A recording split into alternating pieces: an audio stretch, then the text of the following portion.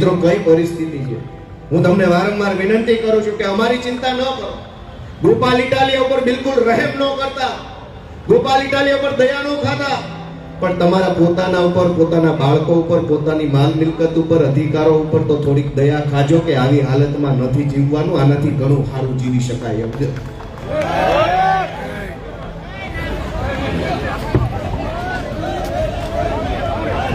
આ પોલીસ વાળા અગાઉથી બચાવવા આવી ગયા, તેને ખબર હતી આ મારવાનો છે, એ પ્લાનિંગ થી આવેલા. પછી જો આ બચાવવા તરત આવી ગયા, ગુંડા લફંગાઓને બચાવવા તરત આવી ગયા બધા પોલીસ વાળા. આને બચાવવા માટે જ આવ્યા હતા આ બધા, એને પહેલેથી ખબર હતી. આ બધા એટલે પહેલા આવીને ગોઠવાઈ ગયા હતા, પહેલા આવીને એટલે ગોઠવાઈ ગયા હતા કે એને ખબર હતી.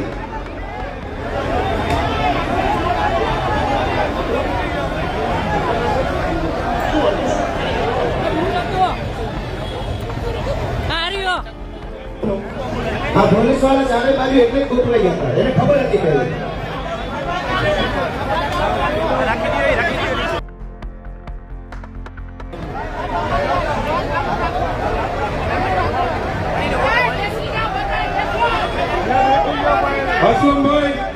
હસલમભાઈ, હું તમામ આપણા કાર્યકરોને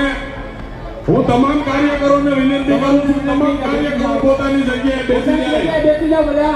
તમામ કાર્યકરો, અસલમભાઈ સ્ટેજ ઉપર આવો.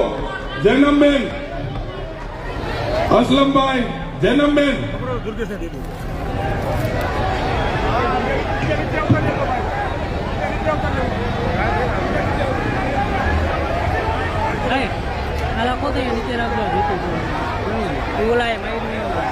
બધા મિત્રો પોતાની જગ્યાએ બેસી જાય, બધા મિત્રો પોતાની જગ્યાએ બેસી જાય. દરેક મિત્રોને નમ્ર વિનંતી છે પોતાની જગ્યાએ બેસી જાય.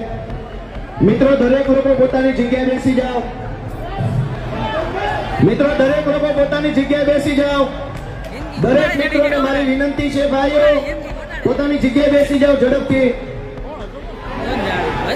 પોલીસ વાળા પહેલેથી એલર્ટ પોઝિશનમાં ગોઠવાઈ ગયા લફંગાઓને બચાવવા માટે. એટલે ધંધા જોવા આ લોકોના પહેલેથી બધા અહીંયા ગોઠવાઈ ગયા કે ગોપાલ ઇટાલિયા પર હુમલો થાય એટલે એલર્ટ બચાવીને લઈ જવાનો.